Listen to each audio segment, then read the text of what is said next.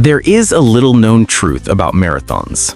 About 90% of participants never expect to win. They come not to defeat anyone else, but to conquer an invisible enemy that once made them believe, I can't. Hello, everyone. It's wonderful to be strolling around New York on such a beautiful sunny day. And it's even more special because the city is immersed in the atmosphere of the New York City Marathon. This is not just a race, but a vibrant festival, considered the largest marathon in the world. This unique course takes over 50,000 runners across all 5 boroughs of New York City, starting from Staten Island, through Brooklyn, Queens, the Bronx, and finishing spectacularly in Central Park, Manhattan. The most special aspect is the cheering energy. Over 2 million spectators line the route, creating a non-stop wall of sound that turns every stride into an inspiring parade. Many runners say the crowd in New York City is the best. This is also where history is made. It is one of the 6 most prestigious world marathon majors.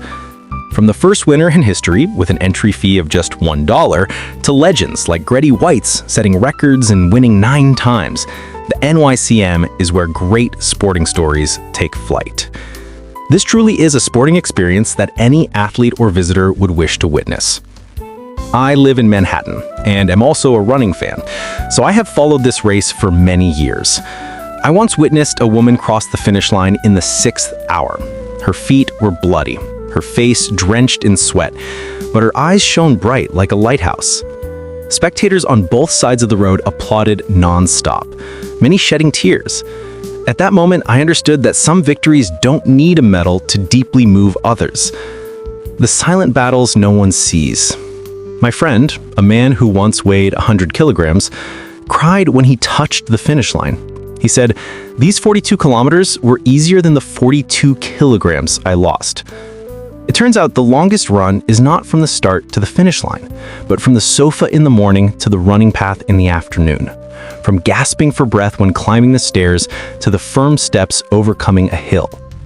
Each step on the race course carries its own story. The middle-aged man running to commemorate his lost child.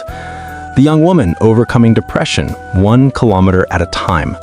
The 70-year-old man proving that age is just a number.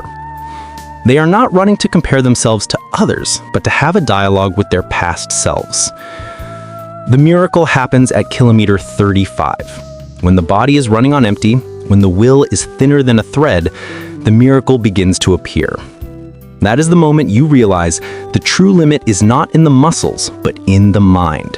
And once you overcome that mental barrier, you discover a version of yourself you never knew, more resilient, more enduring, and more free. The last finishers often have the best stories.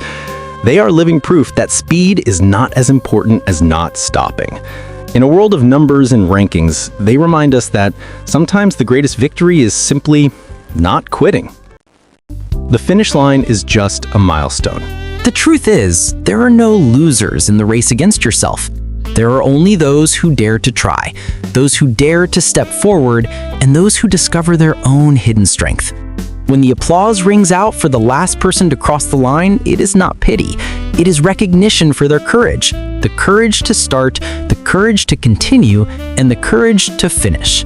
Ultimately, the marathon is not about how fast you run, but about becoming a better version of yourself through the journey. And in that race, we can all be winners. And perhaps, right now, you are at a kilometer 35 in your own life. It could be a job you're exhausted pursuing, a relationship that needs nurturing, or a dream you feel like giving up on. Remember the image of those marathon runners in the final kilometers.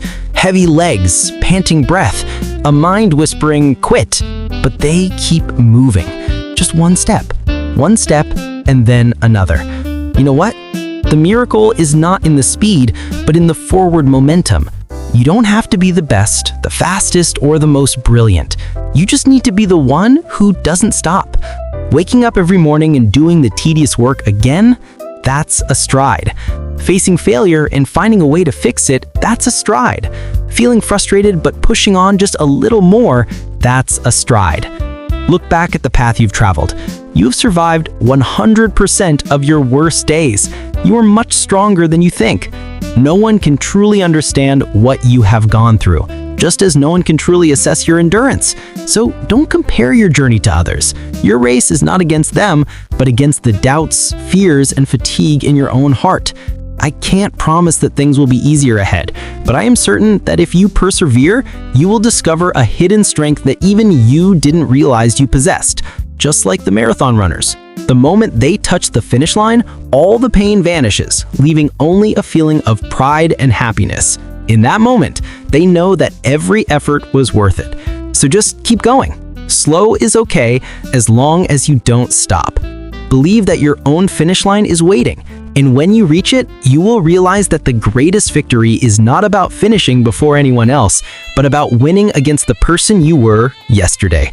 You have already accomplished so much. Don't give up now. Let your story become a source of inspiration for yourself and perhaps for others who are at their own kilometer 35.